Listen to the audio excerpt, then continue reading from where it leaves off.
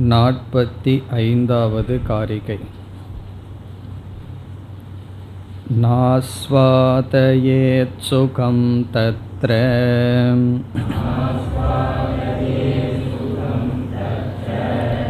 நிஸ்ஸங்கः ப்ரஜ்ஞயா பவேத். நிశ్చலம் நிశ్చரத் சித்தம்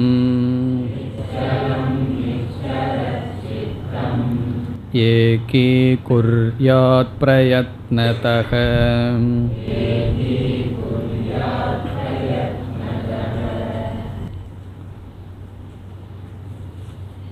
தியானம் என்ற சாதனைக்கு வருகின்ற தடைகளும் தடைகளை நீக்க உபாயத்தையும் இப்பொழுது பார்த்து வருகின்றோம். முதல் தடையாக நாம் பார்த்தது விக்ஷேபக. தியானம் என்று அமரும் பொழுது நமக்குள் இருந்த வாசனைகள் வெளிப்பட்டு விக்ஷேபத்தை கொடுக்கும். அனுபவத்தினாலும் சங்கல்பத்தினாலும் இருக்கின்ற எண்ணங்கள் மனதை அமைதியாக வைத்திருக்காமல் விக்ஷேபத்தை கொடுப்பது முதல் தடை. இந்த விக்ஷேபத்திலிருந்து எப்படி விடுதலை அடைய வேண்டும் என்றும் பார்த்தோம். 2 உபாயம் சொல்லப்பட்டது. ஒன்று வைராகியம், இனி ஒன்று ஞானாபியாசக. வைராகியம் ஞானாபியாசம் என்ற சாதனையினால் விக்ஷேபம் என்ற தடையை நீக்க வேண்டும். 2வதான தடை லயம் என்பது. மனதானது விக்ஷேபத்திலிருந்து திடீரென்று லயத்திற்கு சென்றுவிடும், உறக்கத்திற்கு சென்றுவிடும். அந்த லயம் வராமல் எப்படி பாதுகாக்க வேண்டும் என்றும் சில நியமங்களை நாம் பார்த்தோம். பிறகு 3வதாக வருகின்ற தடை கஷாயம் என்று சொல்வது. கஷாயம் என்று சொன்னால் ஒவ்வொருவருடைய மனதிலும் ராகத்வேஷம் அல்லது விதவிதமான பாவனைகள் வாசனா ரூபமாக இருக்கும். அந்த வாசனையானது தியான காலத்தில் நம்முடைய விருப்பம் இல்லாமல் வெளிப்பட்டால் அது விக்ஷேபமாகிறது. வாசனை வெளிப்படுவதில் தவறில்லை, ஆனால் தியான காலத்தில் வெளிப்பட்டால் அது விக்ஷேபம் என்ற தடை ஆகிறது.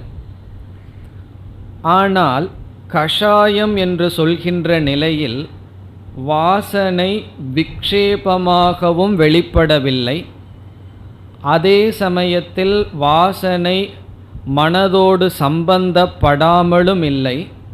மனதோடு சம்பந்தப்படுகிறது, வாசனை வெளிப்படவில்லை. அந்த நிலை கஷாயம் என்று சொல்லப்படுகிறது. மனதிற்கு வருகின்ற ஒரு விதமான மந்த நிலை. அப்பொழுது எதையும் செய்ய நமக்கு தோன்றாது. அந்த நிலைதான் கஷாயம் என்று சொல்லப்படுகிறது.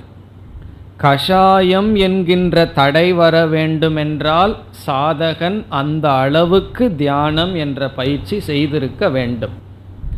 இதை சென்ற வகுப்பில் ஒரு விதமான டிப்ரெஷன் என்று பார்த்தோம். டிப்ரெஷன் என்ற சொல் பல பொருளில் பயன்படுத்தப்படுகிறது. உண்மையில் டிப்ரெஷன் என்பது மனதிற்கு வருகின்ற சோர்வு கஷாயம் அல்ல, ஆனால் மனதிற்கு வருகின்ற ஒரு விதமான சோர்வை கஷாயம் என்று சொல்கின்றோம். இனி இந்த கஷாயத்திலிருந்து எப்படி விடுதலை அடைய வேண்டுமென்றால் நாம் ஒன்றும் செய்ய முடியாது. அதை பொறுமையாக இருந்து மனதை கவனித்து இந்த கஷாயத்திலிருந்து விடுதலை அடைய வேண்டும். அதற்கு நாம் உதாரணம் பார்த்தோம். சில சமயங்களில் சில நோய் இருந்தால் எந்த விதமான சிகிச்சையும் செய்யாமல் இருப்பதே ஒரு சிகிச்சையாக இருக்கும். காரணம் என்ன? ஏதாவது செய்து நோயை அதிகப்படுத்துவதை விட நாம் பேசாமல் இருந்தால் நமக்குள் இருக்கின்ற சிஸ்டம், நமக்குள் இருப்பதே காலத்தினால் அந்த நோயை நீக்கி விடுவது போல, இது எல்லா விஷயத்திலும் பொருந்தாது, சில விஷயத்தில் பொருந்துவது போல கஷாயம் என்ற விஷயத்தில் சில சமயங்களில் மன சோர்வு நமக்கு இருந்தால் நாம் அதை அப்படியே விட்டுவிட வேண்டும். கவனமாக இருப்பதை தவிர, பொறுமையாக இருப்பதை தவிர வேறு மார்க்கமில்லை என்று பார்த்தோம். இனி நாம் 4வது தடைக்கு வருகின்றோம். அதையும் சென்ற வகுப்பில் பார்த்து முடித்தோம். ரசாஸ்வாதக என்பது.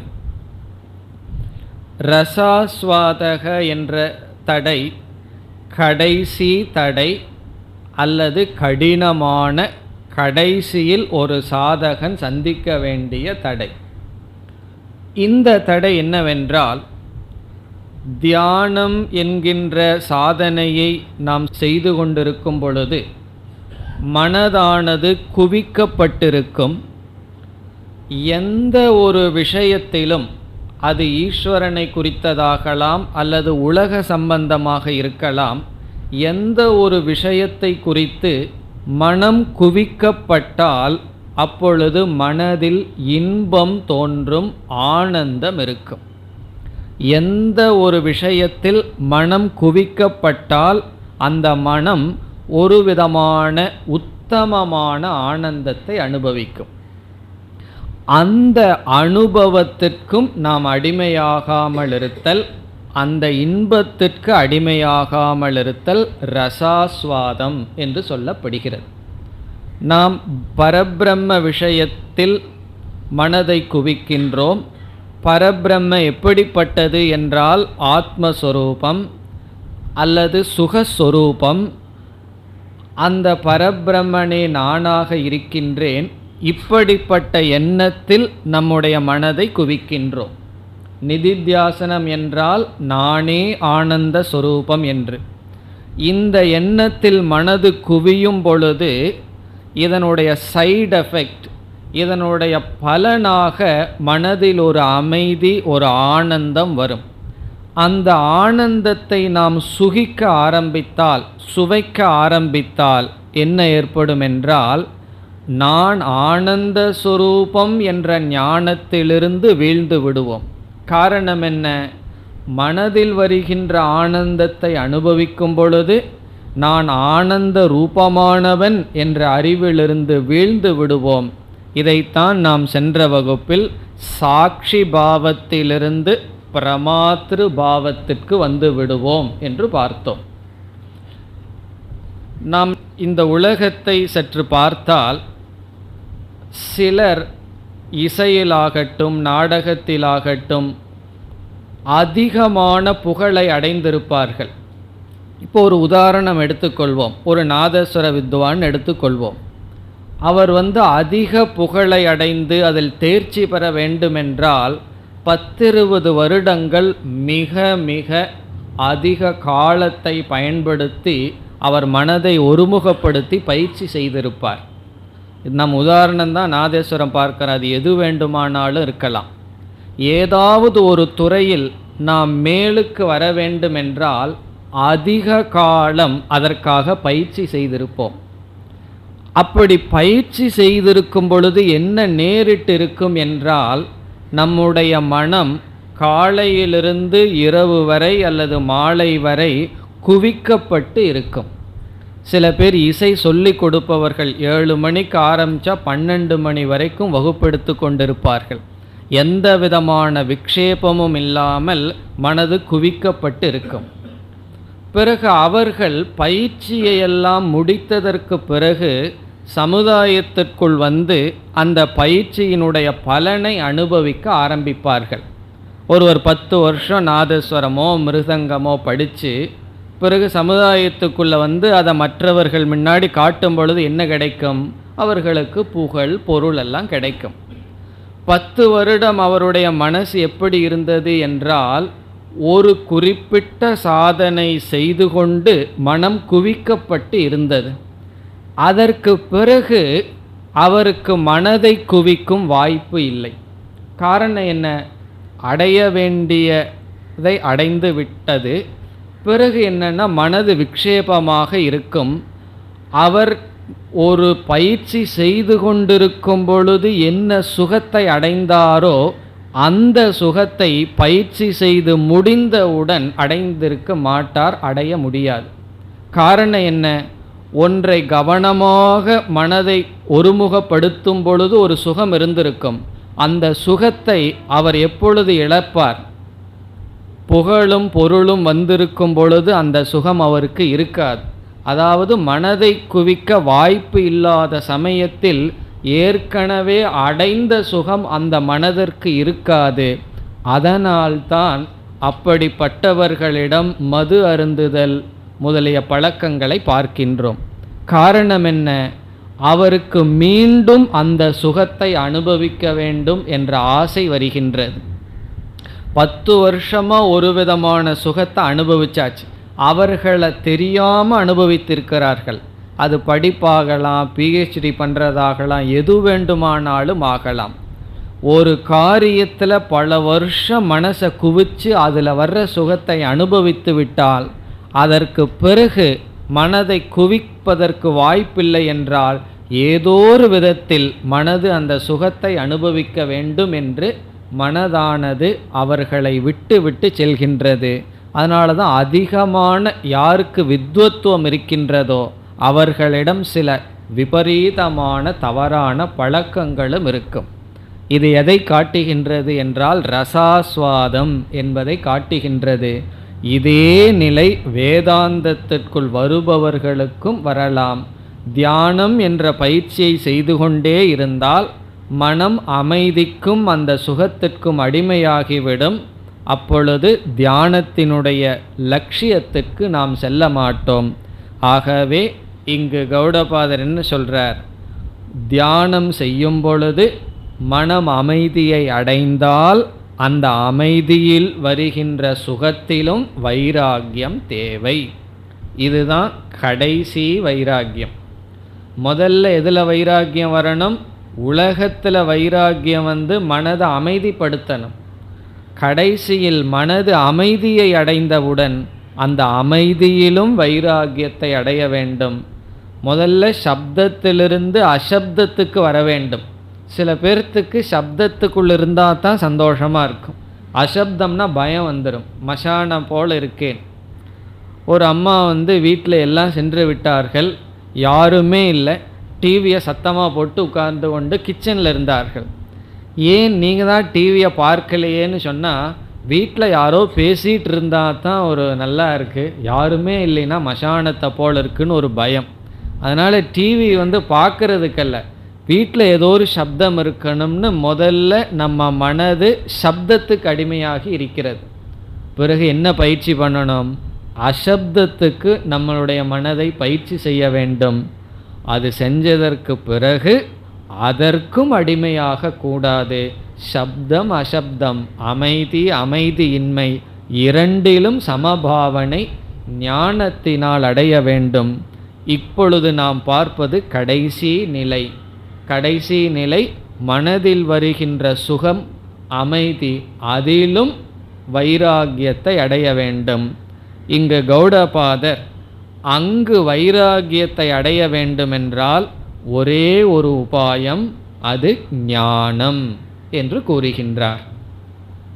இப்போ ரசாஸ்வாதத்துக்கு என்ன உபாயம்? ஞானம். ஞானத்தினால் அசங்க பாவனை அப்பொழுது வர வேண்டும். அதாவது ஒருவன் தியானம் செய்து கொண்டிருக்கின்றான், விக்ஷேபம் லயம் கஷாயம் என்ற 3 தடையையும் தாண்டிவிட்டான். அப்பொழுது மனது அமைதியை அடைந்து விட்டது. எந்த விதமான விக்ஷேபமும் இல்லை. அந்த அமைதியையும் அனுபவிக்காமல் அந்த இன்பத்திலும் அந்த சுகத்திலும் வைராகியத்துடன் இருந்து தியானத்திற்கு எந்த விஷயத்தை எடுத்துக்கொண்டானோ அந்த விஷயத்திலேயே இருக்க வேண்டும் என்பதுதான் சாரம். இனி நாம் காரிகைக்குள் செல்லலாம். ந ஆஸ்வாதயேத் சுகம் தத்ர. தத்ர என்றால் தியான சமயத்தில், தத்ர என்றால் அப்பொழுது, அந்த நேரத்தில், ததானீம் தஸ்மின் காலே என்று பொருள். அந்த நேரத்தில். அந்த நேரத்தில் என்றால் இங்கு தியான காலத்தில் என்று பொருள். என்ன செய்ய வேண்டும், இங்கு என்ன செய்யக்கூடாதுன்னு சொல்றார். ந ஆஸ்வாதயேத். ந ஆஸ்வாதயேத் என்றால் சுவைக்க கூடாது, அனுபவிக்க கூடாது. எதை அனுபவிக்க கூடாது? சுகம். சுகத்தை அனுபவிக்க கூடாது. சமாதி காலத்தில் அல்லது தியான காலத்தில் மனம் அமைதியை அடைந்து விட்டால் அந்த அமைதியையும் சுவைக்க கூடாது. நானெல்லாம் அப்படி சுவைப்பதில்லையே அப்படின்னு சொன்ன என்ன அர்த்தம்? எனக்கு அமைதியே வரல, விக்ஷேபத்திலேயே இருப்பவர்களுக்கு இந்த தடை எங்கே வரும்? அதனால தான் நம்ம பார்த்தோம், நமக்கு அதிக தடை, பெரிய தடை வர வர நாம் முன்னேறி கொண்டிருக்கின்றோம் அர்த்தம். சிறிய தடை நமக்கு முன்னாடி இருந்தால் சிறிய நிலையில தான் இருக்கோம். இப்போ தடை பெரிதாக வர வர நாமும் முன்னேற்ற அதிகமாக சென்று கொண்டு இருக்கின்றோம். இப்போ நம்ம கடைசியாக வர்ற தடை என்னன்னா தியானத்தில் மன அமைதி. இதை வெளியே சொன்னால் யாருக்கு இது புரியும்? தியானம் பண்ணுறதே மன அமைதிக்காகத்தான் பண்ணுறோம்னு ஆரம்பத்தில் சொல்கிறோம். பிறகு கடைசியில் சாஸ்திரம் என்ன சொல்லுது? இந்த அமைதிக்கும் அப்பாற்பட்ட ஒரு அமைதி இருக்கின்றது. அதை கௌடபாதர் அடுத்த ஸ்லோகங்களில் சொல்ல போகிறார். அந்த அமைதி வேண்டுமென்றால் இந்த இன்பத்தை தியாகம் செய்துதான் ஆக வேண்டும். ஆகவே ந ஆஸ்வாதையே, சுவைக்க வேண்டாம் சுகம், அந்த சுகத்தை சுவைக்க கூடாது. பிறகு சுகத்தை சுவைக்காமல் இருக்க வேண்டுமென்றால் அதற்கு என்ன உபாயம்? உபாயத்தை சொல்கின்றார். நிஸ்ஸங்கக பவேத். நிஸ்ஸங்கக என்றால் அசங்கக, பற்றில்லாதவன் ஆக வேண்டும். இந்த இடத்துல இன்டிஃபரன்ஸ்னு அர்த்தம். அதற்கும் நமக்கும் சம்பந்தமில்லாமல் ஆக்க வேண்டும். நிஸ்ஸங்கக, அசங்கமாக இருக்க வேண்டும், அதோடு சேர்ந்து விடக்கூடாது. அப்படி அசங்கமாக இருக்க என்ன உபாயம்? பிரக்ஞயா.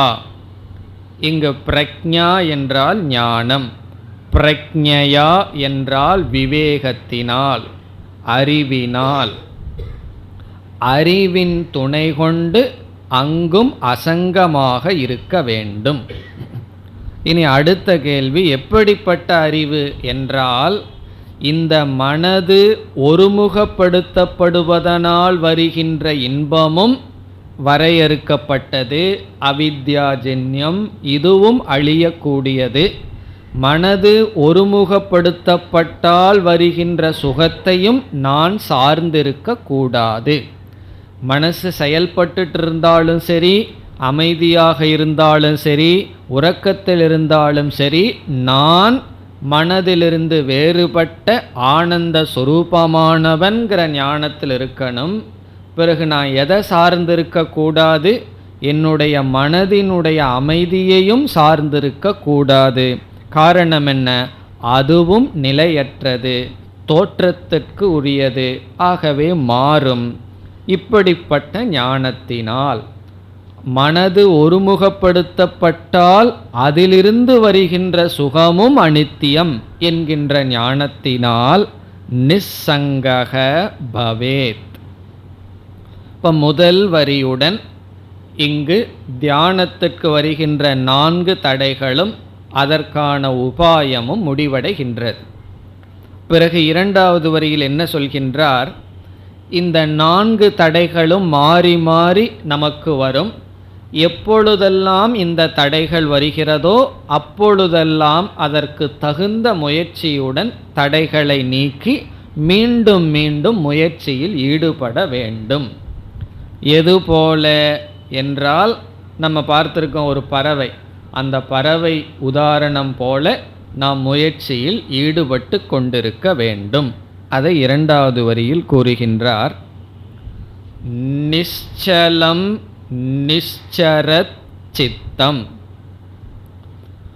நிశ్చலம்ங்கிற சொல்லை எடுத்து சித்தம் என்ற சொல்லுடன் சேர்க்க வேண்டும். நிశ్చலம் சித்தம். நிశ్చலம்னா அமைதியை அடைந்த சித்தம். சித்தம்னா நம்முடைய மனம்.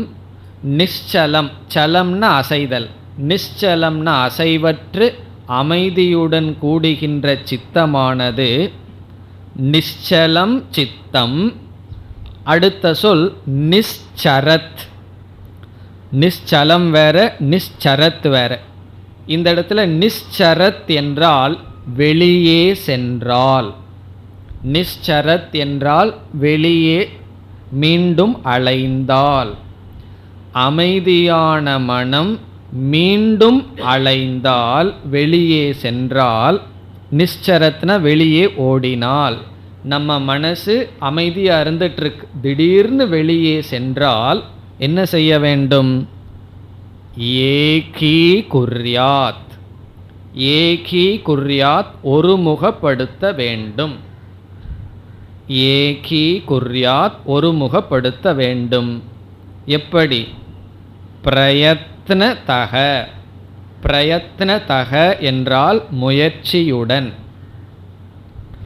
யத்னம் என்றால் முயற்சி, யத்னதக என்றால் முயற்சியுடன். பிர என்ற சொல் சரியான முயற்சியுடன் என்பதை குறிக்கின்றது. இப்போ ஒரு இடத்துக்கு நம்ம போகணும்னு சொன்னால் என்ன செய்யணும்? முயற்சி பண்ணணும். அந்த இடம் வடக்கு பகுதியில் இருக்குன்னு வச்சுக்குவோமே, நான் முயற்சி பண்ணணும்னு தெற்கு பகுதியை நோக்கி நடந்தேன்னா அங்கே என்ன இருக்குது? முயற்சி இருக்கின்றது, சரியான முயற்சி இல்லை. அந்த சரியான முயற்சியைத்தான் பிர என்ற சொல் குறிக்கின்றது. பிரயத்னதக என்றால் சரியான முயற்சியுடன், ஏகீ குர்யாத் மீண்டும் ஒருமுகப்படுத்த வேண்டும். இப்போ மனது அமைதியை அடைந்ததற்கு பிறகு மீண்டும் வெளியே போகும். அப்பொழுது முயற்சியுடன் மனதை அமைதிப்படுத்த வேண்டும். இந்த காரிகையுடன் தியானத்திற்கான 4 தடைகள், அதை நீக்க உபாயமும் கூறி முடிக்கப்பட்டது. இனி அடுத்த காரிகைக்கு செல்லலாம். யதா நலீயதே சித்தம்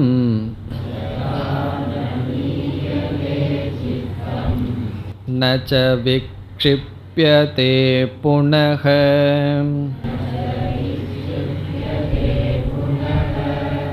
அனிங்கணமணாபாசம்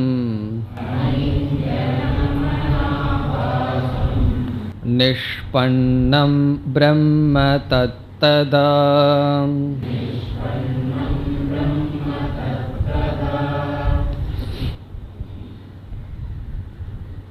இந்த காரிகையில் அமைதியை அடைந்த மனதின் சொரூபம் சொல்லப்படுகிறது. தடைகளையெல்லாம் நீக்கி, ரசாஸ்வாதம்ங்கிற தடையையும் நீக்கி, நம்முடைய மனம் அமைதியை அடைந்தால் அது எப்படி இருக்கும் என்று இங்கு சொல்லப்படுகிறது. யாருடைய மனம்? அமைதியை அடைந்த மனம். தியானம் என்ற பயிற்சியில் வெற்றியை அடைந்த மனத்தினுடைய சொரூபம் குறிப்பாக 2வது வரியில் சொல்கின்றார். முதல் வரியில் தடைகளை நீக்கிய மனம் என்பதை காட்டுகின்றார். முதல் வரிக்கு சென்றால், யதா ந லீயதே சித்தம். யதா எப்பொழுது, யதா எப்பொழுது, சித்தம் சித்தம் என்றால் மனம், ந லீயதே உறங்கவில்லையோ, அதாவது லயம் என்ற தடையில் சிக்கிக்கொள்ளவில்லையோ. யதா சித்தம் ந லீயதே. அடுத்தது நச விக்ஷிப்யதே புனக. புனக என்றால் மீண்டும், ந விக்ஷிப்யதே விக்ஷேபத்தை அடையவில்லையோ. நமக்கு 2 வித அனுபவம் தான் இருக்கு நம்ம மனசில்.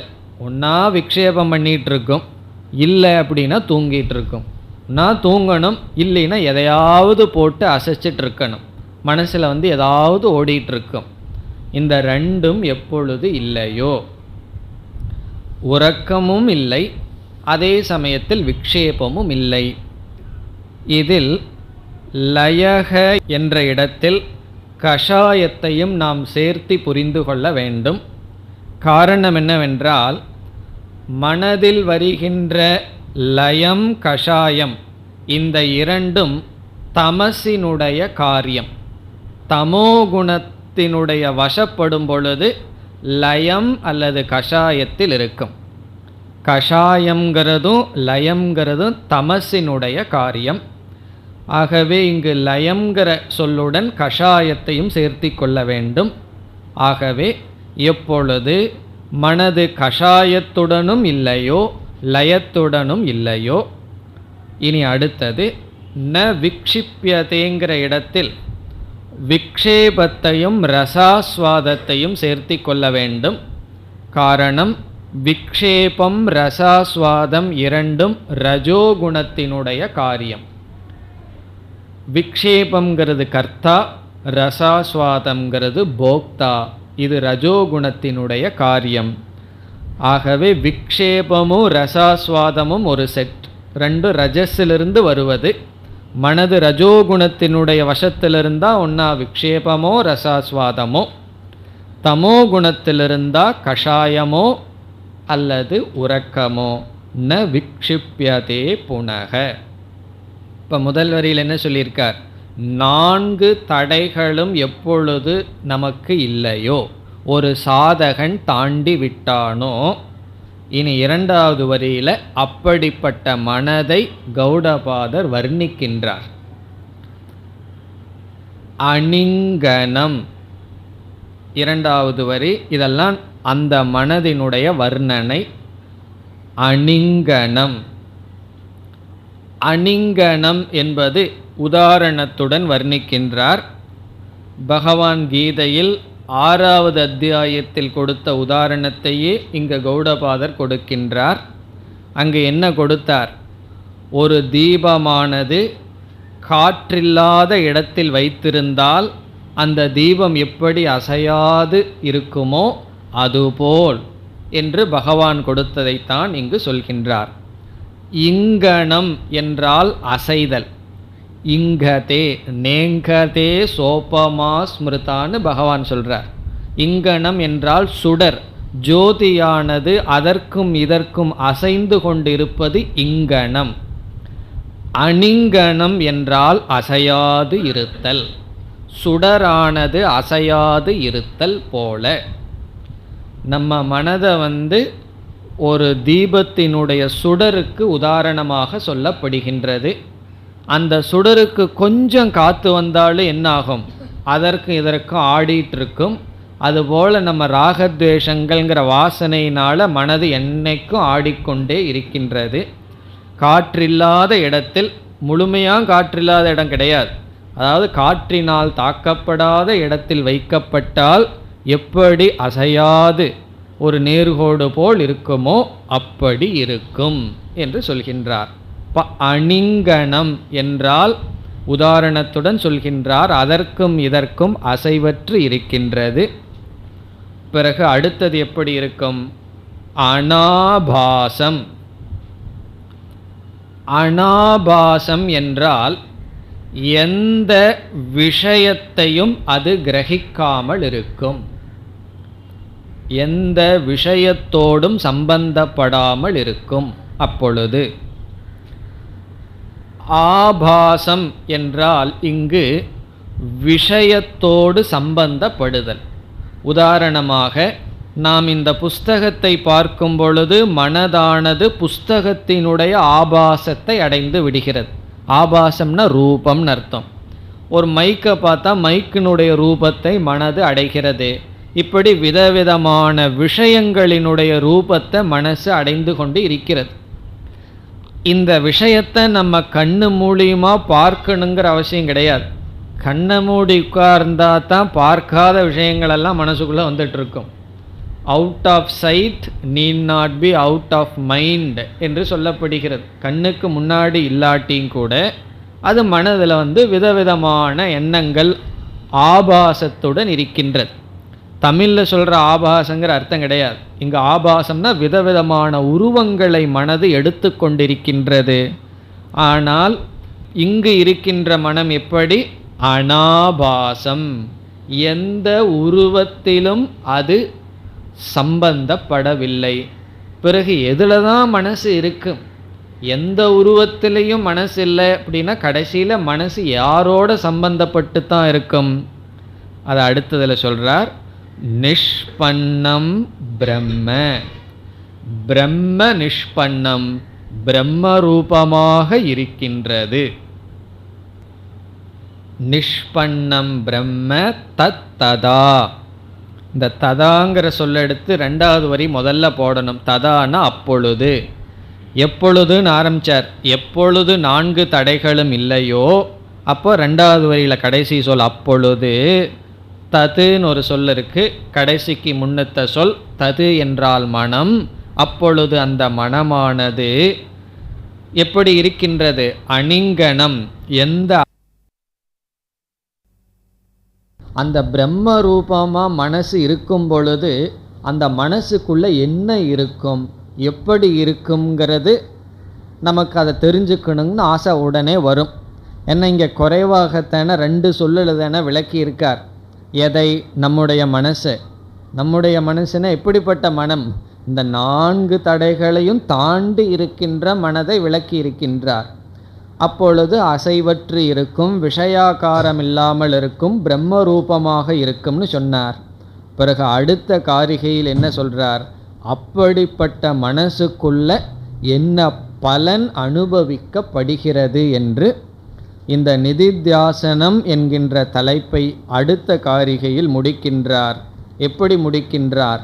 நிதித்தியாசனத்தினுடைய பலனை அடைந்த மனதை வர்ணிக்கின்றார். இந்த நிதித்தியாசனம்ங்கிற சாதனையையும் செய்து கடைசி நிலையில் இருக்கின்ற சாதகனுடைய மனம் எப்படி இருக்கும், அந்த மனசுக்குள்ள அவன் எதை அனுபவிப்பான் என்று சொல்லி முடிக்கின்றார். 47வது காரிகை. ஸ்வஸ்தம் சாந்தம் சநிர்வாணம்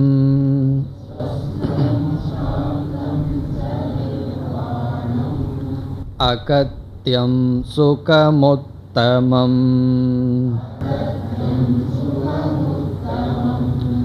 அஜமஜேன ஞேயேன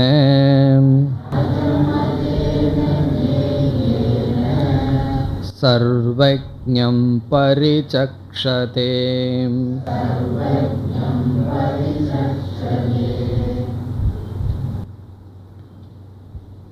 இந்த காரிகையில்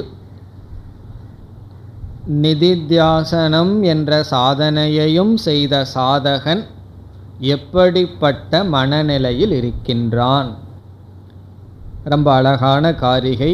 ஜீவன் முக்தியானது இங்கு பேசப்படுகின்றது. தியானம் என்ற காலத்தில் அவ்வளவு சுகமாக இருக்காது. கஷ்டப்பட்டு போராடி இந்த தடைகளை எல்லாம் நம்ம நீக்கி கடைசியில் எப்படி இருப்போமாம்? முதல் வரியில் கடைசி சொல் சுகம் உத்தமம். அதை திருப்பி படிப்போம். உத்தமம் சுகம். சுகம் உத்தமம்னா உத்தமமான சுகம். இங்கு ஏன் உத்தமமான சுகம்னு சொல்றார்?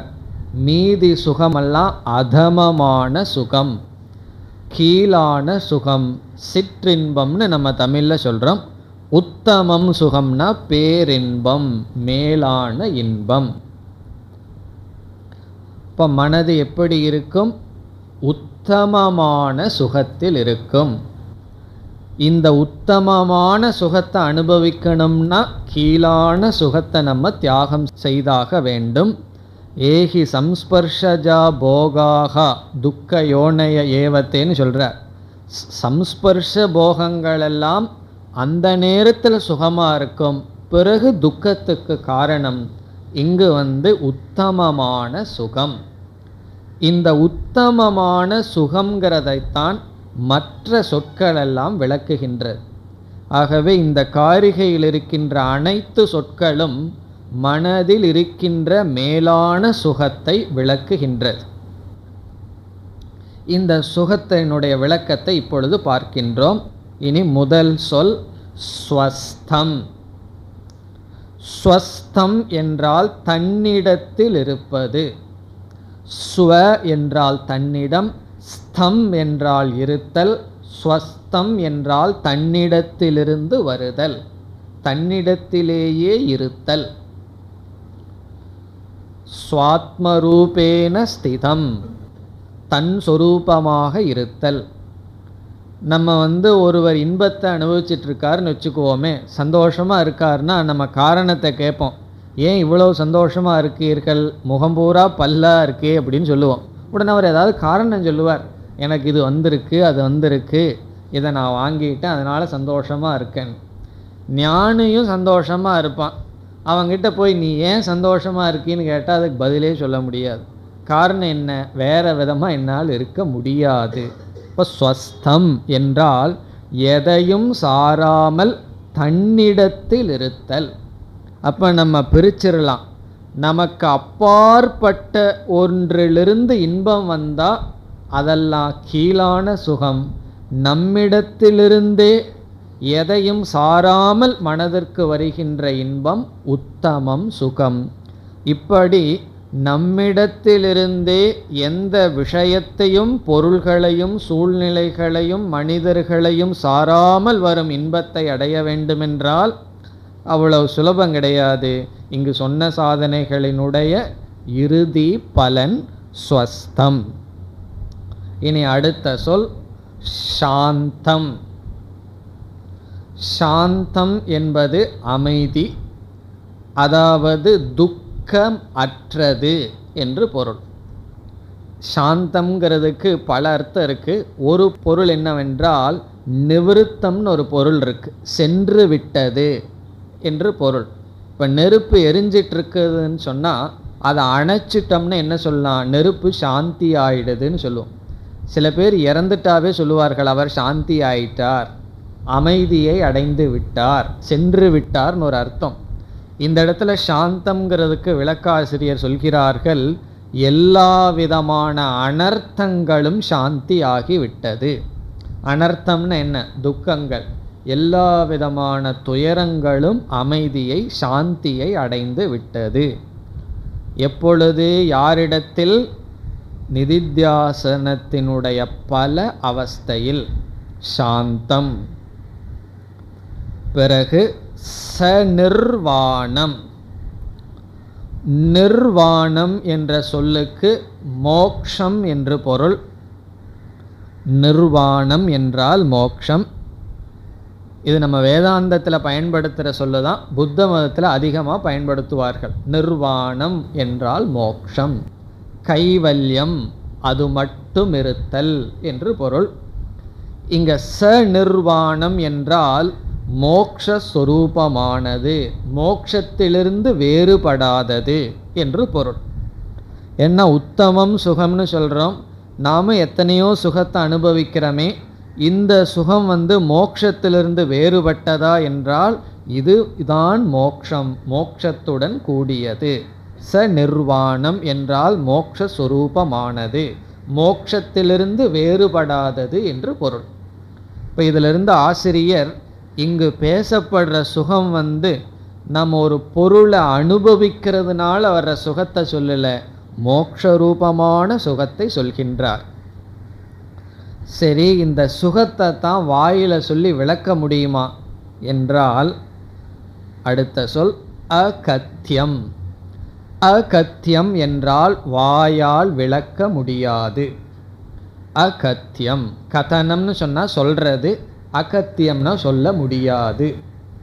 சாதாரண சுகமே வாழ்க்கையில் சொல்ல முடியாது. ஒருவர் வடநாட்டிலிருந்து இங்கே வந்திருக்கார். அவர் அந்த நாட்டில் இருக்கிற ஸ்வீட்டை ஒன்று கொண்டு வந்திருக்கார். நம்ம ஊரில் இருக்கிற ஸ்வீட்டையும் சாப்பிட்றார். பிறகு அவர்னால் இந்த ரெண்டு இனிப்புக்குள்ள வித்தியாசத்தில் வாயில் விளக்க முடியுமோ? யாராலையும் இனிப்பு எப்படி இருக்குங்கிறத வாயால் விளக்க முடியாது. சில சாதாரண அனுபவத்தையே வாயில் விளக்க முடியாதுன்னு சொன்னால் இந்த சுகத்தை விளக்க முடியுமா என்றால் அகத்தியம், விளக்க முடியாது. இதனுடைய பொருள் என்ன? அவரவர்கள் அறிய வேண்டுமே தவிர இதை நாம் விளக்க முடியாது. அதாவது பிரம்மன் அனுபவத்திற்குரிய விஷயம் அல்ல. பிரம்மத்தை நம்ம பொருளாக அனுபவிக்க முடியாது. ஆனால் ரெண்டை நம்ம அனுபவிக்க வேண்டும். ஒன்று பிரம்ம ஞானம், இனி ஒன்று பிரம்ம ஞான பலன். இந்த ரெண்டு அனுபவத்திற்கு உரியது. அடிக்கடி நமக்கு குழப்பம் வந்துடும். எனக்கு பிரம்மனோட அனுபவமே வரலையே அப்படின்னு ஒரு குழப்பம் வரும். நம்ம எப்படி புரிஞ்சுக்கணும்? பிரம்மத்தினுடைய அனுபவம் நமக்கு வேண்டாம். காரணம் நம்மளே பிரம்மனாக இருக்கோம். நமக்கு என்ன அனுபவம் வேண்டும்னா பிரம்ம ஞான அனுபவம் வேண்டும். பிரம்ம ஞான பல அனுபவம் நமக்கு வேண்டும். பிரம்மத்தினுடைய ஞானம் நமக்கு இல்லை, அதை அடையணும், அனுபவிக்கணும். பிறகு சிரவண மனனம் பண்ணிட்டோம்னாவே என்ன வந்துடும்? பிரம்ம ஞான அனுபவம் வந்துடும். ஆனால் ஞான பல அனுபவம் வராது. காரணம் என்ன? நீங்களே சொல்லணும். விபரீத பாவனை குறுக்க நின்று பழைய வாசனைகளெல்லாம் நம்ம ஞானத்திற்கு கடைசியாக நம்ம மனசே தடையாக நிற்கும். முதல்ல தெரியாமல் தப்பு பண்ணுவோம், தெரிஞ்சதுக்கப்புறம் தெரிஞ்சு பண்ணுவோம். காரணம் என்ன? நம்மளுடைய விபரீத பாவனையினால். அதுக்குத்தான் இவ்வளவு நேரம் ஆசிரியர் நிதித்தியாசனத்தை சொன்னார். அந்த நிதித்தியாசனத்தினுடைய பலன் விபரீத பாவனையும் நீங்கி அந்த ஞானத்தினுடைய பலனை அனுபவித்தல்.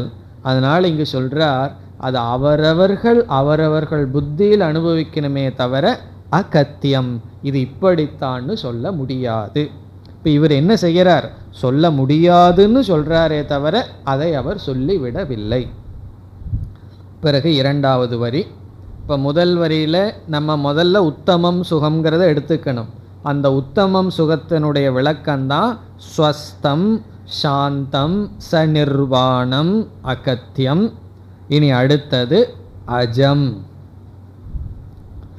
அஜம் என்றால் பெறவாதது, பெறவாத பிரம்மஸ்வரூபமானது இந்த சுகம். அஜம்ங்கிறத மறந்துடலையே. இந்த 3வது அத்தியாயம் பூரா இதை படிச்சுட்டு இருக்கோம்.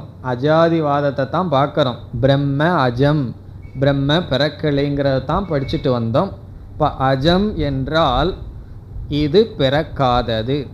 அதனுடைய அர்த்தம் என்னன்னு சொன்னால், எந்த ஒரு பொருளோடும் சம்பந்தப்பட்டு தோன்றாதது என்று பொருள். அஸ்பர்ஷம் என்று பொருள். அஸ்பர்ஷம், அஸ்பர்ஷ யோகோவை நாமன்னு சொன்னாரே. அஸ்பர்ஷம்னா எந்த பொருளையும் தீண்டி அதிலிருந்து வந்த சுகம் அல்ல. பிறகு எப்படி இந்த சுகம் வந்ததுன்னா, ஒரு ஞானம் வந்தது. அந்த ஞானம் எதை பற்றியது? நானே சுகஸ்வரூபம் என்ற ஞானம். அந்த ஞானத்தினுடைய விளைவு இந்த சுகம். ஆகவே இது ஜென்ய சுகம் அல்ல, அஜன்ய சுகம். ஜென்யம்னா பிறந்த சுகம் அல்ல. பிறந்த சுகம் இறந்துவிடும். இது அஜம். பிறகு அடுத்தது அஜேன ஞேயேன. இந்த இடத்துல ஒரு வார்த்தையை சேர்த்திக்கணும். அபின்னம்னு ஒரு வார்த்தையை சேர்த்தி கொள்ள வேண்டும். அஜேன ஞேயேன அபின்னம். அஜேன என்றால் பெறப்பற்ற, ஞேயேன என்றால் நம்முடைய அறியத்தக்க பிரம்மனுடன். ஞேயம்னா அறியத்தக்கது. நம்ம கடைசியாக அறியத்தக்கதாக சொல்வது பரம்பொருள், பரபிரம்ம. இப்போ அஜேன ஞேயேன பிறக்காத பரம்பொருளுடன் அபின்னம், வேறுபடாதது. அதாவது பிரம்மஸ்வரூபமே அப்படின்னு சொல்கிறார். இப்போ இந்த மனசுக்குள்ளே என்ன இருக்குன்னா பிரம்மந்தான் இருக்குது அப்படின்னு சொல்கிறார். இப்போ அஜேன ஞேயேன அறியத்தக்க அல்லது அறிய வேண்டியதிலிருந்து வேறற்றது. பிறப்பற்ற அறிய வேண்டிய பிரம்மனிடமிருந்து வேறுபடாதது. எது என்ற கேள்வி வரும்பொழுது இங்கு சொல்லப்பட்ட உத்தமம் சுகம். பிறகு கடைசி சொல் சர்வஜ்ஞம். கடைசிக்கு முன்னத்த சொல் சர்வஜ்ஞம். இந்த சர்வஜ்ஞம்ங்கிற சொல்ல கவனமாக பிரிக்க வேண்டும். சர்வம் ச ஞம் ச, அனைத்துமாகவும் அறிவு சொரூபமாகவும் இருப்பது. சர்வம் ச ஞம். ஞம் என்றால் ஞக என்றால் அறிபவர், சைத்தன்யம். சர்வமாகவும் சைத்தன்யமாகவும் இருப்பது. இதை சாதாரணமாக பிரித்தோம்னா சர்வஸ்ய ஞக, அனைத்தையும் அறிபவர்னு பிரிக்கலாம். ஆனால் இந்த இடத்துல அனைத்தையும் அறிபவர்னு பொருள் அல்ல, அனைத்துமாகவும் இருப்பது, பிறகு அறிவு சொரூபமாகவும் இருப்பது தான். சரி, இதெல்லாம் வாயில் சொல்ல முடியாதுன்னு சொல்லிட்டு இருக்கீர்கள், இப்படியெல்லாம் யார் சொல்கிறார்கள்? பரிசக்ஷதே, இதை அறிந்த ஞானிகள் இவ்விதம் சொல்கிறார்கள். பரிசக்ஷதேன சொல்கிறார்கள். யாருங்கிறத நம்ம சேர்த்திக்கணும். பிரம்மவிதக, பிரம்மத்தை அறிந்த ஞானிகள் பரிசக்ஷதே இவ்விதம் சொல்கிறார்கள். எப்படி?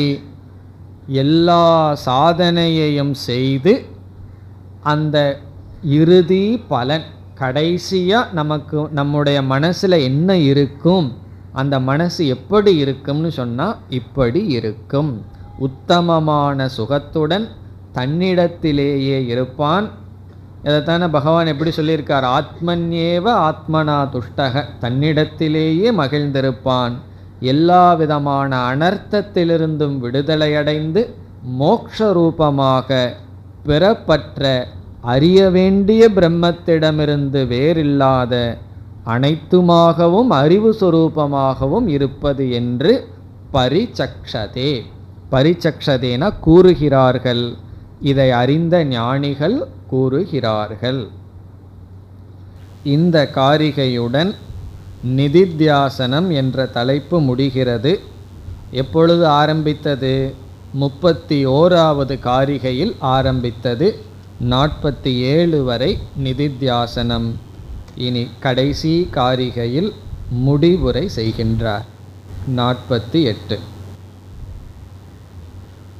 ந கஸ்சித் ஜாயதே ஜீவஹ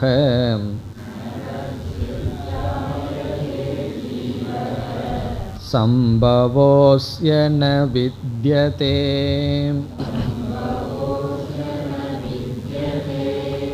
ஏதத் ததுத்தமம் சத்யம்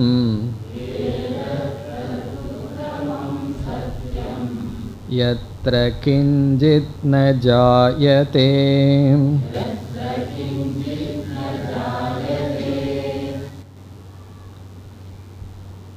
இந்த அத்தியாயத்தை மிக அழகாக கௌடபாதர் முடிக்கின்றார். முடிவுரையும் மிக அழகாக செய்கின்றார். உத்தமம் சுகம்னு சொன்னார், இங்கு சொல்றார் இதுதான் உத்தமம் சத்தியம், இது உத்தமமான சத்தியம், இதுதான் மேலான உண்மை அப்படின்னு சொல்லி முடிக்கின்றார். 2வது வரியில் சொல்கின்றார் ஏதத்தது உத்தமம் சத்தியம்.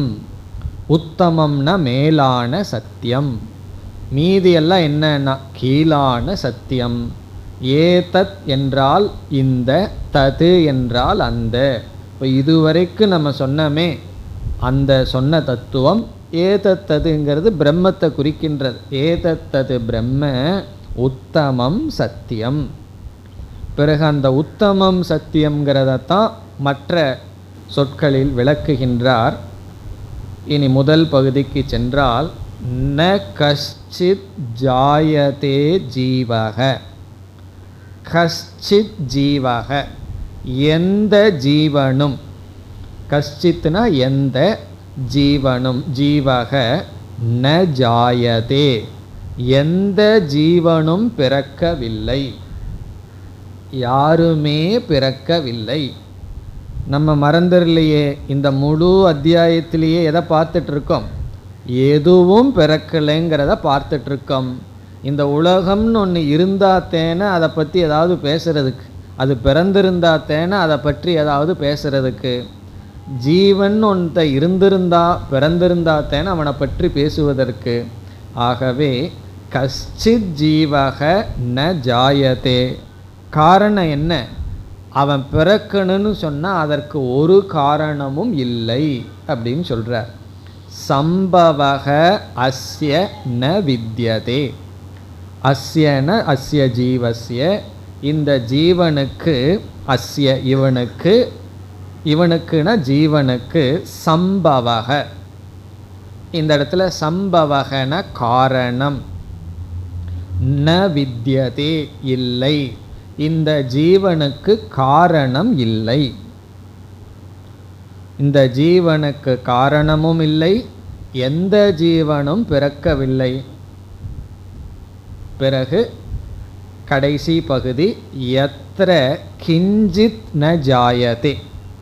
யத்ர என்றால் எங்கு, எதனிடத்தில், கிஞ்சித் எதுவும், ந ஜாயதே பிறக்கவில்லையோ, எந்த தத்துவத்திடம் அல்லது எதனிடத்தில் எதுவும் பிறக்கவில்லையோ.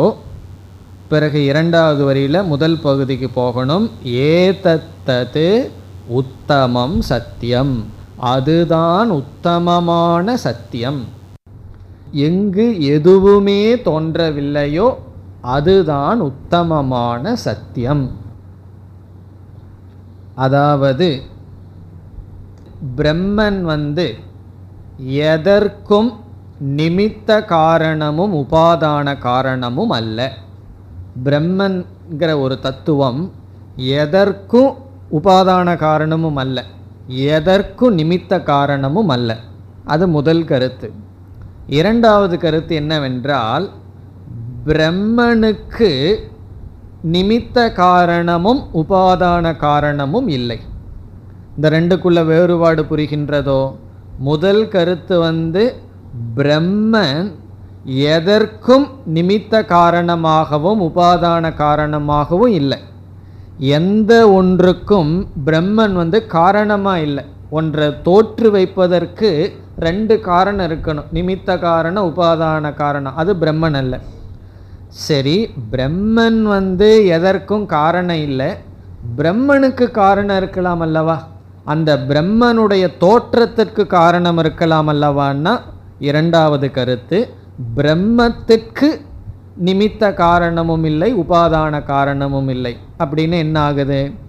பிரம்மன் எதனுடைய நிமித்தமாகவும் எதனுடைய உபாதானத்திலிருந்தும் தோன்றவில்லை. அதை சுலபமாக ஏற்றுக்கொள்வோம்னு நம்ம பார்த்துருக்கோம். பிரம்ம ஸ்வயம்பு, அது சுயமாக இருக்குது.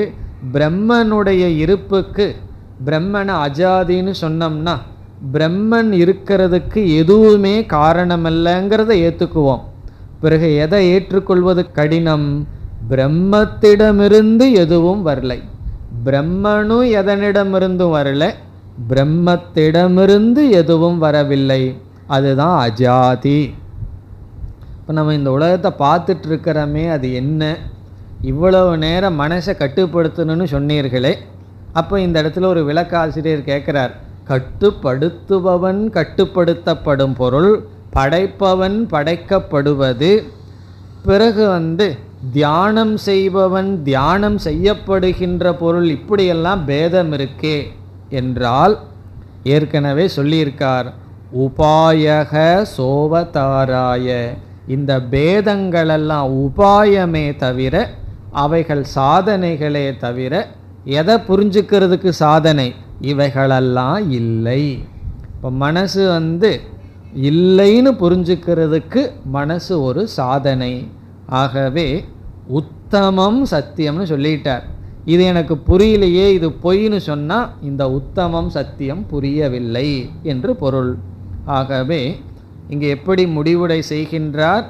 பிரம்ம என்ற ஒரு தத்துவம் எதனிடமிருந்தும் தோன்றவில்லை, எதுவும் பிரம்மத்திடமிருந்தும் தோன்றவில்லை.